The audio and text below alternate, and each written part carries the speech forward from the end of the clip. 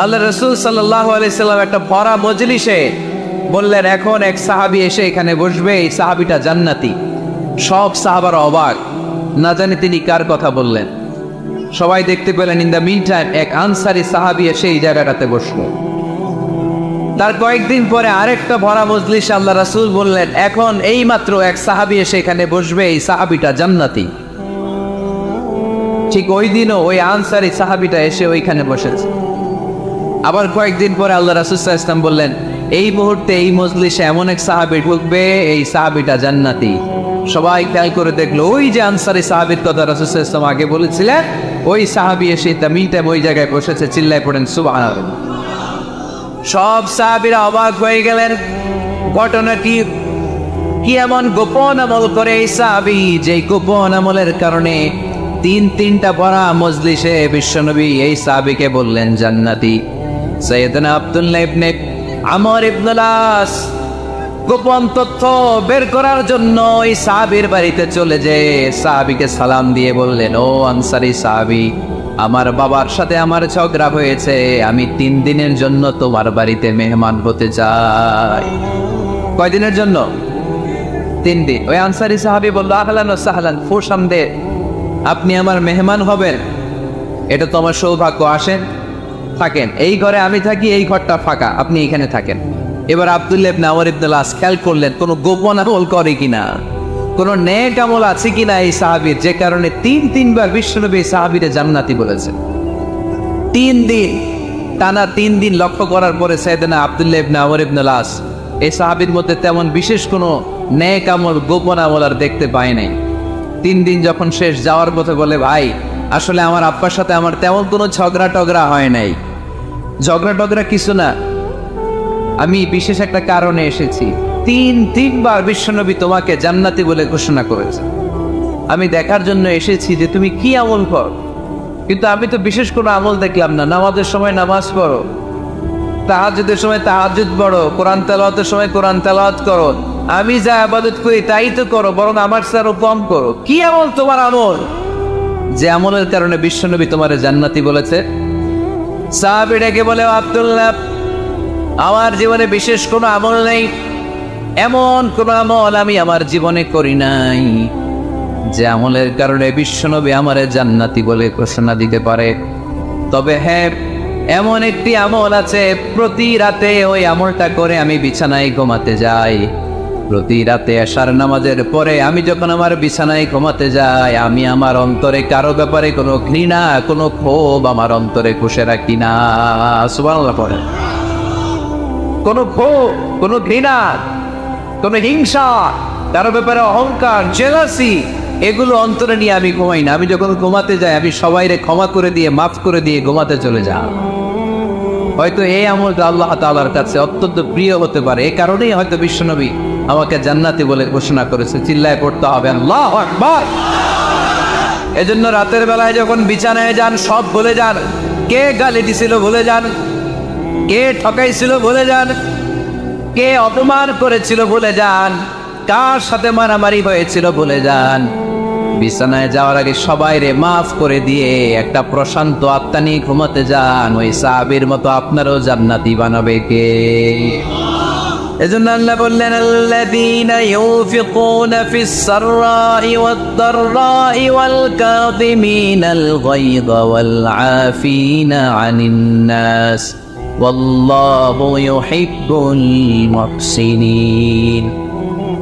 আমার মুত্তাকি বান্দারা সব সময় দান করে, আমার মুত্তাকি বান্দারা রাগকে নিয়ন্ত্রণ করে, আমার মুত্তাকি বান্দারা অন্যের ব্যাপারে অন্তরে হিংসা বিদ্বেষ পুষে রাখে না, আমার মুত্তাকি বান্দারা সবাইকে ক্ষমা করে দেয়।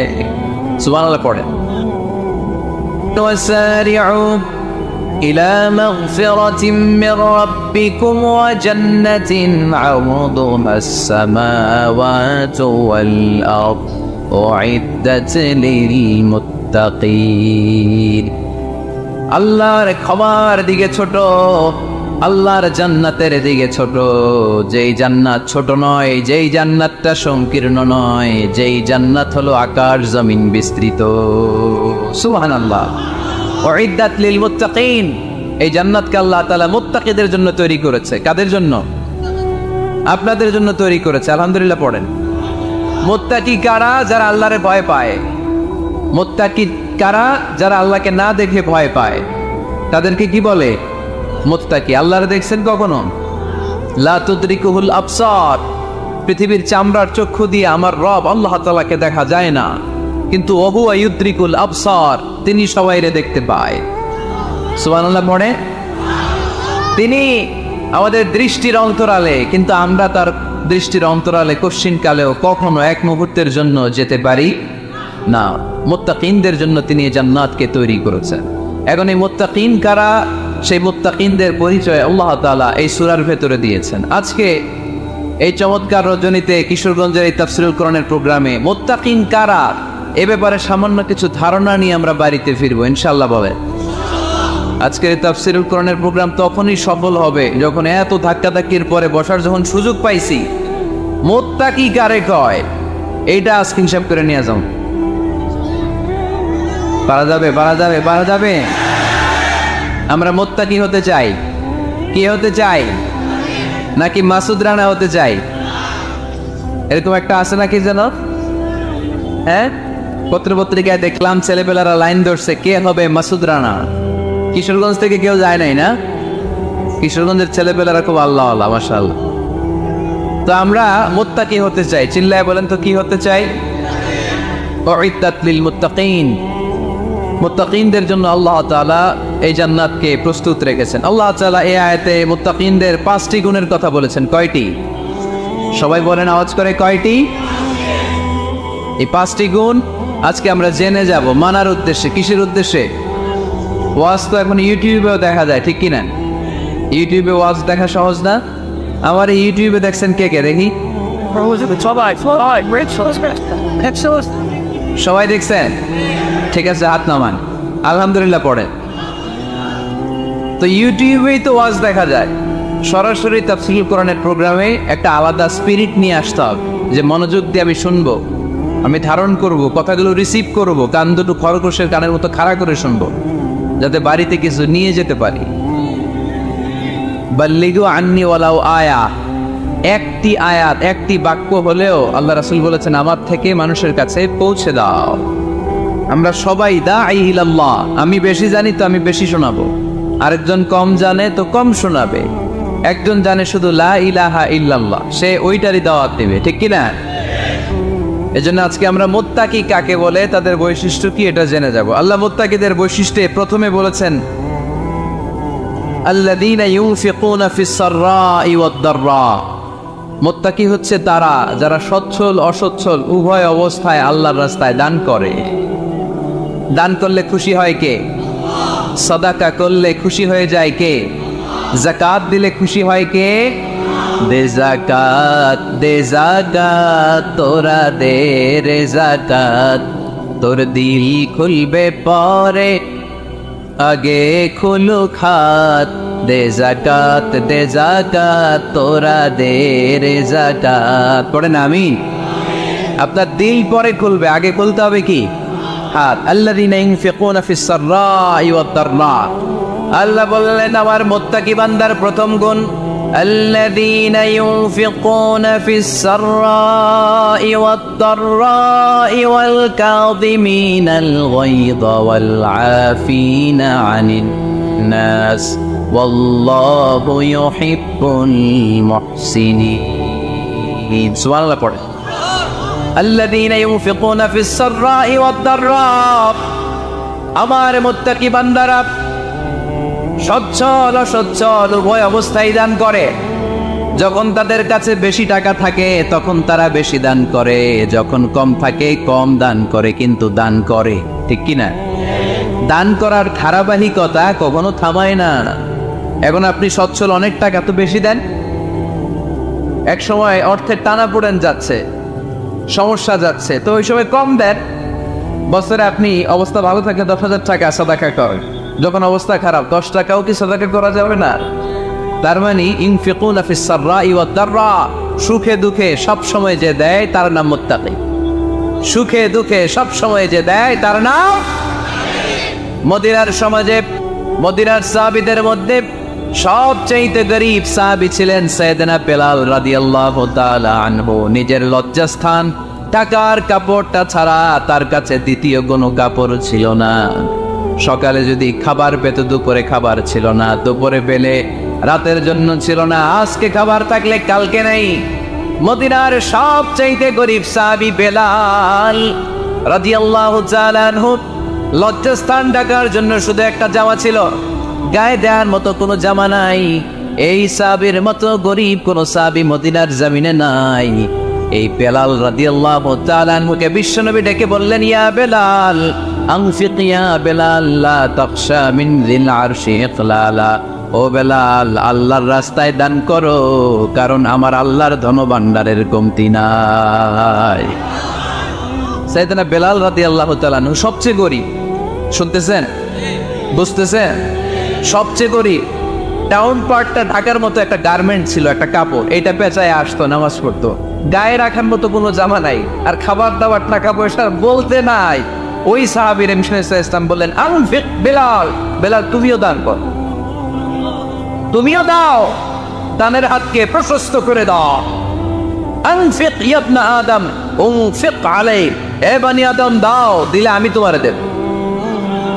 যারা দান করে বেশি তাদেরকে দেয় কে? দিলেই আসবে, না দিলে আসে না। আপনি দেন, দেখবেন আসতে শুরু করছে। এটাই সিস্টেম। দিলে কমে না, না দিলে কমে। সুবহানাল্লাহ পড়ে। উদাহরণ হিসেবে বোঝেন, আপনার হাতে 5 কেজি ওজনের একটা জিনিস দেওয়া হলো, আপনি এটারে ধরে রাখছেন। এটারে ধরে রাখলে আর কিছু নিতে পারবেন? এটারে দিয়ে দিলেই না আরেকটা ধরতে পারবেন, ঠিক কিনা? 5 কেজির এটা হুজুরে দিয়ে দিলাম, এরপরে কেউ আমার 20 কেজি দিলে ওইটা ধরবো, ওইটা আমার আরেকজনে দিব, এরপরে আরেকজন 30 কেজি দিলে ওইটারে ধরবো। কথা বলেন, কথা বলেন, কথা বলেন।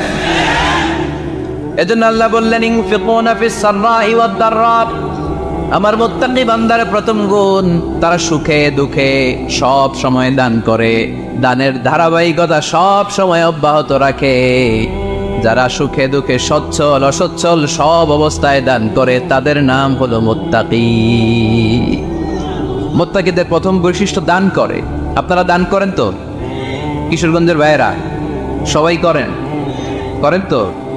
Take it as a reminder. আজকের এই আলোচনাটা একটা রিমাইন্ডার হিসেবে নেন। যাদের দান করতে একটু সমস্যা, মনে থাকে না, অলসতা বা একটু কিপটামির মনোভাব আছে, এই কিপটামি কৃপণতা ভুলে যান, দেন। দেন না একটু, আপনারা দিবে কে? বিশ্বাস হয়? দিলে বাড়ে, দিলে না দিলে কমে, কারণ আপনি দিলে আপনারে দিবে কে? তবে গোপন অবস্থায় দেওয়াটা উত্তম। প্রকাশ্য দান করলে আল্লাহ কবুল করেন, ওইটাতেও সওয়াব আছে, কিন্তু গোপনে দান করলে বেশি খুশি হয় কে? গোপনে দান করলে আল্লাহর রাগ ক্রোধ কমে যায়। আপনার কোনো পাপের কারণে আল্লাহ যদি আপনার উপর রেগে থাকে, আপনি গোপনে কিছু দান করে দেন, ওই রাগটা মুহূর্তেই ঠান্ডা হয়ে যাবে। 7 শ্রেণীর ব্যক্তিকে আল্লাহ তাআলা আরশের নিচে ছায়া দিবে কিয়ামতের দিন, যেদিন আকাশের সূর্যটা মাথার কাছে চলে আসবে, জমিনটা তামার জমিন হয়ে যাবে, তৃষ্ণায় মানুষের জিহ্বা বের হয়ে কুকুরের মতো নাভির সামনে ঝুলতে থাকবে। সূর্যের প্রচন্ড কিরণ আর তাপে মাথার মগজগুলো গলে গলে নাকের ছিদ্র আর কানের ছিদ্র দিয়ে ভাতের মাড়ের মতো টপ টপ করে বেয়ে বেয়ে পড়বে। আল্লাহর আরশের ছায়া ছাড়া সেদিন আর কোনো ছায়া থাকবে। বিষ্ণু বললেন, 7 শ্রেণীর ব্যক্তিকে আল্লাহ তাআলা সেদিন আরশের নিচে ছায়া দিবে। তার মধ্যে থেকে 1 শ্রেণীর ব্যক্তি, কিশোরগঞ্জের ভাইয়েরা খেয়াল করে শুনেন, তার মধ্যে 1 শ্রেণীর ব্যক্তি হচ্ছে রাজুলুন তাসাদ্দাকা বিসাদাকা ফাআখফাহা। 1 শ্রেণীর ব্যক্তি হচ্ছে ওই ব্যক্তি যে গোপনে আল্লাহর জন্য দান করে। আচ্ছা, লা তা'লামু শিমালুহু মা তুনফিকু ইয়ামিনুহু, এমন গোপনে এসে আল্লাহর রাস্তায় দান করে দেয়, তার ডান হাত কি দান করেছে বাম হাত টের পায় না। ডান হাত কি দিল, বাম হাত দেখে নেই, অন্য মানুষ জানা তো দূরের কথা। এই গোপন দান আমার আল্লাহর কাছে খুব প্রিয়। এজন্য একটু দান করার অভ্যেস করেন, অল্প করে করেন। আজকে যে 5 টাকা দান করে দেন মসজিদে, 2 টাকার নোট থাকলে দান করে দেন। দান করতেই হবে, কারণ মুত্তাকি হতে চাইলে এই দানের ধারাবাহিকতা কন্টিনিউয়াসলি এটা রাখতে হয়, এটা থামানো যায় না। সময় ভালো বেশি দিলাম, সময় খারাপ কম দিলাম, কিন্তু দিতে হবে। রাজি আছেন? আল্লাকা সিররুন ইনদাল্লাহ বাইনাকা আনতা ওয়া বাইনাল্লাহ, আল্লাকা সাদাকাতুন তাখফা লা ইয়ালামুহা ইল্লাল্লাহ আল্লাকা সিররুন ইনদাল্লাহ বাইনাকা আনতা ওয়া বাইনাল্লাহ আল্লাকা সাদাকাতুন তাখফা লা ইয়ালামুহা ইল্লাল্লাহ সুবহানাল্লাহ। আল্লাকা সিররুন ইনদাল্লাহ, তোমার আর তোমার আল্লাহর মাঝে কোনো গোপন আমল আছে নাকি যেটা আল্লাহ ছাড়া কেউ জানে না? জীবনে আমাদের প্রত্যেকের এমন কিছু গোপন আমল, ইবাদত আর দান সদকা করা দরকার যেটা দুনিয়ার কেউ জানে না, জানে আমার রব আর জানি আমি। এরকম দান থাকার দরকার আছে না নাই? তোমার জীবনে এমন কোনো গোপন সাদাকা আছে নাকি যেটা আল্লাহ ছাড়া কেউ দেখেনি? এই গোপন সাদাকাটা আল্লাহ খুব পছন্দ করে। এখানে মাদ্রাসা, আজকে আমার ভাই অমুক ভাই দিবেন 2 লক্ষ টাকা, বলেন মারহাবা। এটা উনি আল্লাহর জন্য দিতে পারে, মারহাবার জন্য দিতে পারে, ঠিক কিনা? কিন্তু রাতের আধারে রাস্তার পাশ দিয়ে হেঁটে যাচ্ছেন, মসজিদের দান বাক্সটা লেখা, উপরে সাইনবোর্ডে লেখা মুক্ত হস্তে আল্লাহর ঘরের জন্য দান করুন। কেউ নাই, কাক পক্ষী নাই। রাত বাজে 2টা, হঠাৎ করে পকেট থেকে 1000 টাকার বা 100 টাকার কচকচে নোটটা আপনি দান করে দিলেন। ওই দানটা 1 কোটি টাকার দানের চেয়েও বড় দান। কারণ দুনিয়ার কেউ তখন দেখে নাই, দেখেছে কে? কেউ যেটা দেখে না সেটা দেখে কে? কেউ যেটা জানে না সেটা জানে কে? সবার চোখ ফাঁকি দেয়া গেলেও আমার আল্লাহর চোখ ফাঁকি দেয়া যায়? এজন্য দান করতে হবে একজনের খুশির জন্য, তিনি কে? এজন্য রব্বুল আলামিন বলেন, মাসালুল্লাযীনা ينفقون أموالهم في سبيل الله كمثل حبة أنبتت 7 سنابل في كل سنبلة 100 حبة والله يضاعف لمن يشاء والله واسع عليم سبحان الله পড়েন। আল্লাহ বললেন, এই যে তোমরা আমার রাস্তায় দান করো, এটার উপমা একটা চারা বীজের মতো। এই চারা বীজ জমিনে গেড়ে দিলে সেখান থেকে 60টা শীষ গজায়, প্রতিটা শীষ থেকে 100টা করে দানা হয়, প্রতিটা শীষে জন্ম নেয় শত শস্য দানা। সুবহানাল্লাহ। চারা বীজ চিনেন না? মাটিতে ঢুকাই দিলেন, 60টা শীষ গজালো, প্রতিটা শীষে আবার 100টা করে দানা, মোট কটা হইলো? 700টা। এক চারা বীজ থেকে যেমনি 700 দানা গজায়, তেমনি 1 টাকা দান করলে এরকম 700 গুণ সওয়াব আপনার আমলনামায় ঢুকাই দিবে কে? যারা দুনিয়ার বুকে প্রকাশ্যে গোপনে দান করত, সচ্ছল আর অসচ্ছল অবস্থায় দান করত, কিয়ামতের দিন যখন তাদেরকে তাদের আমলনামা দেয়া হবে, আমলনামা দেখে বলবে, আল্লাহ এত সওয়াব দুনিয়ার বুকে আমি করি নাই, অন্য কারো আমলনামা তোমার ফেরেশতারা ভুল করে আমারে দিয়েছে। আল্লাহ এত আমলনামা তো আমি করি নাই, এত নেক কাজ থেকে আসলো, এটা আমার না, তোমার ফেরেশতারা ভুল করে আরেকজনেরটা গছাই দিছে আমার। আল্লাহ বলবে, না, আমার ফেরেশতারা ভুল করে না। সুবহানাল্লাহ পড়ে। ফেরেশতারা কখনো ভুল করতে পারে না, এটা তোমারই আমলনামা, আমার আমলনামা, আমি তো এত সওয়াব করি নাই। আল্লাহ বললেন, তুমি যে ওই আমার খুশির জন্য দান করেছো, ওই ছোট্ট দানটাকে আমি বড় করে তোমার আমলনামায় ঢুকাই দিচ্ছি। আরো আস্তে কন সুবহানাল্লাহ। হাদিসে এসেছে, কামা ইউরাব্বি আহাদুকুম ফুলুয়া, তোমরা যেমনি ছাগল পালো, বাছুর পালো, আল্লাহ তাআলা তোমাদের দানটাকে এরকম পেলে পুষে বড় করে। আপনারা কিশোরগঞ্জে গরু পালেন কারা দেখি? মাশাআল্লাহ, সবার বাড়িতে গরু, হ্যাঁ, বাড়ি বাড়ি। আপনার বাড়িতেও আছে। তো এই যে গাভী যখন বাচ্চা দেয়, বাছুর হয়, খুশি লাগে না আপনাদের? মালিক কি করে? এটারে খাওয়ায়, খাইয়ে দাইয়ে পেলে পুষে বড় করে না? কুরবানির হাটে বিক্রির জন্য। আল্লাহ বললে, তুমি যে ওই ছোট্ট দান করেছো, তোমার এই ছোট্ট দানটা আমিও এটারে খাইয়ে দাইয়ে পেলে পুষে বড় করে উহুদ পাহাড়ের সমান করে তোমার আমলনামায় ঢুকিয়ে দিয়েছি। এজন্য আল্লাহ বললেন, আল্লাযীনা ইউনফিকুনা ফিস সাররাই ওয়াদ দাররা, মুত্তাকিদের প্রথম গুণ সচ্ছল আর অসচ্ছল উভয় অবস্থায় আল্লাহর জন্য তারা দান করে। সুবহানাল্লাহ পড়ে। তাহলে মুত্তাকিদের প্রথম গুণ, তারা কি করে? জোরে বলেন, সবাই বলেন, আবার বলেন। আপনাদের কষ্ট হচ্ছে? দোয়া করে ফেলি আমরা তো। গলার আওয়াজ এত অল্প কেন? আওয়াজ করে উত্তর দেওয়া যাবে? চিল্লায় পড়েন আল্লাহু আকবার। এইভাবে উত্তর দিবেন, এভাবে আওয়াজ করে উত্তর দিলে আমি বুঝবো আমার কথা শুনতেছেন, বুঝতেছেন। তারা হইলে আমি বুঝবো, বুঝতেছেন না, আমি এত কষ্ট করে বলি এরা বুঝে না। তো মুত্তাকিদের প্রথম গুণ, তারা কি করে? আরো জোরে বলেন, কি করে? মুত্তাকিদের 2 নাম্বার গুণ আল্লাহ বললেন আল কাযিমিনাল গায়জ। মুত্তাকিরা শুধু সুখে দুঃখে সচ্ছল অসচ্ছল অবস্থায় তারা দান করে না। মুত্তাকি বান্দার 2 নাম্বার বৈশিষ্ট্য, তারা রাগকে হজম করে, ক্রোধকে নিয়ন্ত্রণ করে। সুবহানাল্লাহ। মুত্তাকিনরা অল্পতে চটে যায় না, হট টেম্পার্ড না। আমাদের অনেকে আছে হট টেম্পার্ড, কিছু বুঝলেও চেতে, না বুঝলেও চেতে। এরকম চেত আছে নাকি আপনাদের? রাগরে আপনারা কি বলেন আঞ্চলিক ভাষায়? রাগী বলেন। তো এই যে রাগী মানুষ আছে না, গুসা উঠছে, এই যে গুসা যে ওঠে, এটা খুবই স্বাভাবিক। গুসাটা ওঠা সবার ওঠে, এটা কি বলেন? ওঠে না? ওঠে না?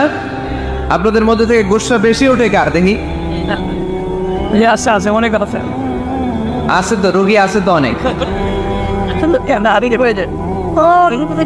আল্লাহ আপনাদের গুসাগুলোরে ঠান্ডা করে দেখ, আর ভালো গুসাগুলো যেন আপনারা ইসলামের পক্ষে করতে পারেন। আল্লাহ তৌফিক দান করো। রাগ হবে ইসলামের জন্য। আল্লাহর জমিনে আল্লাহর বিধান লঙ্ঘন হলে আমরা রেগে যাবো, চিল্লায় বলেন ঠিক কিনা? এছাড়া কেউ আমাদেরকে রাগাতে পারবে না। ওয়াল কাযিমিনাল গায়জ, মুত্তাকিন বান্দারা রাগকে হজম করে। রাগ হওয়াটা খুব স্বাভাবিক, এটা ন্যাচারাল, এটা কি প্রাকৃতিক। আমাদের দেহে এক ধরনের হরমোন আছে, এটার নাম হচ্ছে অ্যাড্রেনালিন বলে এটাকে, অ্যাড্রেনালিন হরমোন। তো এই হরমোনটা যখন নিঃসরিত হয় তখন আমরা রেগে উঠি, এর আগে আমরা রাগি না। This adrenaline hormone triggers up your bodies fight response. এটা নিঃসরিত হলেই বডি তখন ফাইট করতে মন চায়, মনে চায় খায়া ফেলাই, মাইরা ফেলাই, দইরা ফেলাই, অফ করে হতায় লাই। আপনারা বলেন না এগুলো? মাইরাল বাপ, কাইটাল বাপ, অফ করে হতাল বাপ, বলেন আপনারা? এগুলো কখন বলেন? যখন রেগে যান, যখন রেগে যান। কিন্তু মুত্তাকি হতে চাইলে যখন তখন রেগে যাওয়া যাবে। ওয়াল কাযিমিনাল গায়জ, যুবক ভাইরা খেয়াল করে শোনো, মুত্তাকি হতে চাইলে 2 নাম্বার যে বৈশিষ্ট্যটা আমাদেরকে ধারণ করতে হবে সেটা হচ্ছে ওয়াল কাযিমিনাল গায়জ, রাগকে নিয়ন্ত্রণ করতে জানতে